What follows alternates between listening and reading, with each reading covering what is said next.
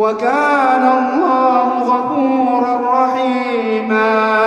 ومن تاب وعمل صالحا فإنه يتوب